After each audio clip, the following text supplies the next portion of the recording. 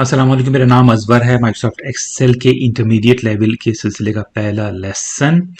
हमारे beginner level के course में 22 लेसन्स थे और तकरीबन 30 वीडियोस जो कि मेरे चैनल पे भी और मेरी वेबसाइट पे भी दस्तियाब हैं। ऑल टुगेदर लेसन नंबर 23 है, बट इंटरमीडिएट लेवल के सिलसिले का पहला वीडियो है। और इस लेसन में हम सीखेंगे टेबल्स के बारे में। टेबल्स एक बड़ा ही इंपॉर्टेंट कॉन्सेप्ट है एक्सेल में और उसके काफ़ी ज़्यादा बेनिफिट्स हैं इसको इस्तेमाल करने के। एक्सेल के एक्सपर्ट यूजर्स प्रेफर करते हैं टेबल को यूज करना।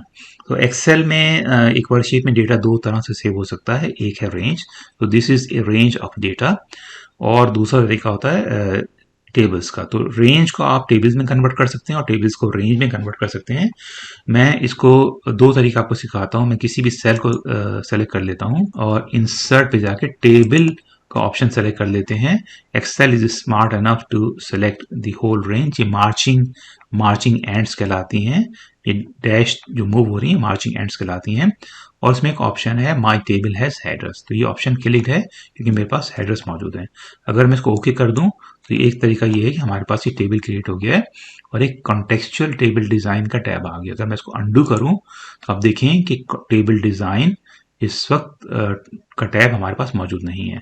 एक तरीका और है, शॉर्टकट कंट्रोल टी मैं दबाता हूं और ये my table has header same option आ गया है। इसको मैं ओके कर देता हूं तो we have a table again, और टेबल डिजाइन का कॉन्टेक्चुअल टैब आ गया जिसमें कुछ ग्रुप्स मौजूद हैं जिसकी मदद से आप इस टेबल डेटा को चेंज कर सकते हैं, फॉर्मेट कर सकते हैं। ठीक, कंट्रोल जी कर देते हैं एक दफ़ा और राइट माउस क्लिक करके मैं इंसर्ट कर देता हूँ एक रॉ को। इस दफ़ा मैं दोबारा से कंट्रोल टी दबा के टेबल क्रिएट करना चाहूँगा। इस दफ़ा एक्सेल ने दिस नो हेडर डिटेक्ट नहीं किया क्योंकि इसमें यहाँ पे एक गैप मौजूद है।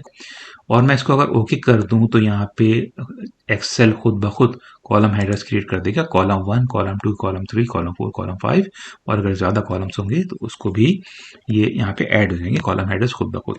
कंट्रोल जी करता हूँ मैं एक दफ़ा और एक दफ़ा और दोबारा से मैं कंट्रोल टी दबा के टेबल क्रिएट कर लेता हूँ। इस दफ़ा हेडर्स का ऑप्शन टिक है और अनटिक भी कर सकता हूँ, लेकिन मैं टिक रहने दूंगा। ठीक, तो ये टेबल क्रिएट हो गया। टेबल का एक पहचान ये होती है कि इसमें बैंडेड रोज होती हैं। तो ये बैंड्स हैं कलर्स के।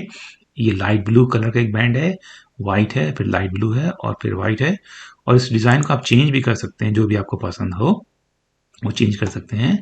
और अगर ये लाइट कभी सेलेक्ट करें तो इसमें आपको इस तरह से मुझे पसंद है जो कि रेंज की तरह नजर आ रहा है, उस तरह से भी डेटा आ गया है, लेकिन ये टेबल है।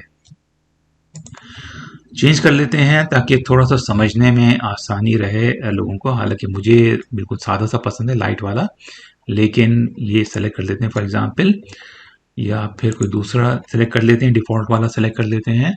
और यहाँ से जाके आप टेबल का नाम भी चेंज कर सकते हैं। मैं कहता हूँ उसको सेल्स रिकॉर्ड। ठीक है, और अगर मैं इसमें गैप दूं, ओके कर देते हैं, तो इस टेबल का नाम चेंज हो गया। टेबल नेम सेल्स रिकॉर्ड है। लेकिन अगर मैं इसको नाम चेंज करने में नाम में अगर गैप देना चाहूँ तो this is illegal.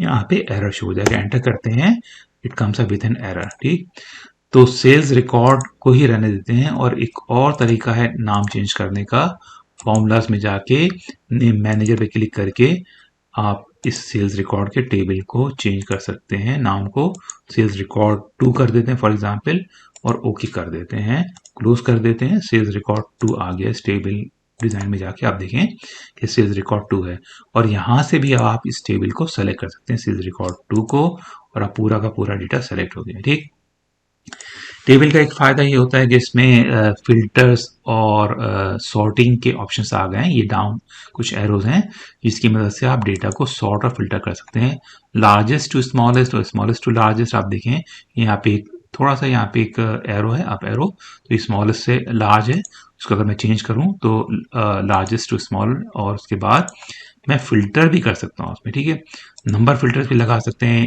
Equal to, not equal to, greater than. For example मैं कहता हूँ greater than 2000 for example, okay कर देते हैं इसको, तो डेटा फिल्टर होके 2000 से इस कॉलम पे डेटा फिल्टर हो गया। ठीक है, इसको अंडू कर देते हैं, क्लियर फिल्टर कर देते हैं। उसके अलावा जो एक अहम चीज़ है, यहाँ पे ये छोटा सा एक एरो सा मौजूद है, इसको कहते हैं एक्सटेंशन टूल।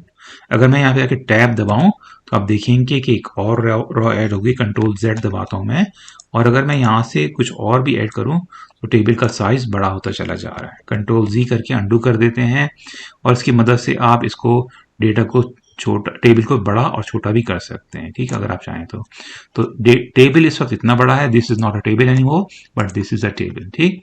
तो ये एक्सटेंड कर देता हूं मैं यहां तक, तो टेबल हमारा इसमें पूरा का पूरा आ गया, ठीक। तो ये कुछ बेसिक सा तरीका था टेबल को क्रिएट करने का, और इसमें तमाम फंक्शनैलिटीज, अगर मैं टेबल डिज़ाइन पे जाऊं तो मैं फर्स्ट टेबल हेडर को मैं, फॉर एग्जांपल अगर मैं हाइड करना चाहूं तो टेबल हेडर गायब हो गया, लेकिन ये डिलीट नहीं हुआ, ये हाइड हुआ सिर्फ, ठीक है। दोबारा से इसको ऑन कर देते हैं।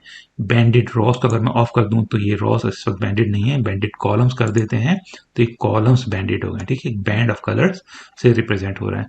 बैंडेड रॉस का फायदा ये होता है कि आपको जरा डेटा रीड करने में आसानी होती है, तो रीडेबिलिटी इसमें थोड़ा सा आसान होता है। फर्स्ट कॉलम और लास्ट कॉलम को मैं इसमें हाईलाइट भी कर सकता हूँ, बोल्डेड हो गए फर्स्ट और लास्ट कॉलम, ठीक। फिल्टर बटन अगर मैं चाहूँ फिल्टर की जरूरत ना हो तो मैंने फिल्टर हटा दिए इसमें से, फिल्टर और सॉर्टिंग के बटन हटा दिए इसमें, ठीक। इसके अलावा स्लाइसर भी, जो कि हम बाद में पढ़ेंगे, अगर आप इसको दोबारा से रेंज में कन्वर्ट करना चाह रहे हैं तो रेंज में कन्वर्ट कर सकते हैं, बल्कि मैं इसको नो कर देता हूँ, I will leave it as table, because मुझे जस्ट याद आया कि मैं इसको सम रोज भी कर सकता हूँ, ठीक है। फॉर एग्जाम्पल मैं टोटल रॉस को अगर मैं यहाँ पे करूँ तो यहाँ पे एक ऑप्शन आ गया है, यहाँ पे सम आ गया है इन तमाम कॉलम का, ठीक।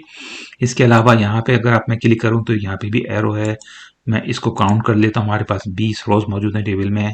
यहाँ पे इसका एवरेज निकाल लेते हैं, या हम सम भी निकाल सकते हैं फॉर एग्जाम्पल, और यहाँ पे भी सम निकाल लेते हैं ताकि डेटा हमारा कंसिस्टेंट रहे। तो जनवरी में सेल्स इतनी हुई, फरवरी में इतनी हुई और मार्च में इतनी हुई, ठीक है। इसके अलावा एक ऑप्शन होता है सेलेक्ट करने का डेटा को। फॉर एग्जाम्पल मैं आपको सिर्फ अगर यहाँ से यहाँ तक का डेटा सेलेक्ट करना हो तो अगर मैं ये कॉलम नेम्स हैं ABCD, और ये कॉलम हेडर नेम्स हैं ये वाले, ठीक। तो अगर मैं यहाँ पे क्लिक करूँ तो पूरा का पूरा कॉलम सेलेक्ट हो गया है, विच वी डोंट वांट। और उसकी वजह ये है कि अगर मैं ये सेलेक्ट करके कुछ फॉर्मेट वगैरह चेंज करूँ तो टेबल का साइज हमारे पास बहुत बड़ा हो जाएगा, डेटा का साइज बहुत बड़ा हो जाएगा, और ये हार्ड डिस्क पे कभी कहीं ज़्यादा स्पेस इसमें इस्तेमाल करेगा। तो मैं चाहता हूँ कि डेटा मौजूद हो यहाँ से यहाँ तक का सिलेक्शन में। तो मैं दोबारा से अगर मैं जाऊँ यहाँ पे और एरो, आप देखें कि डाउन एरो आ रहा है, इसके बाद अगर मैं नीचे जाऊँ तो ये 4 हेडेड एरो आ गया। उसके बाद दोबारा से जाऊँ यहाँ पर तो ये आप देखें कि सिर्फ डेटा मौजूद है, और अगर मैं इसको एक दफ़ा, इसमें हेडर भी सेलेक्टेड नहीं है इस वक्त, तो यहाँ से यहाँ तक का डेटा मौजूद है और इसमें ये वाला सेल भी मौजूद नहीं है।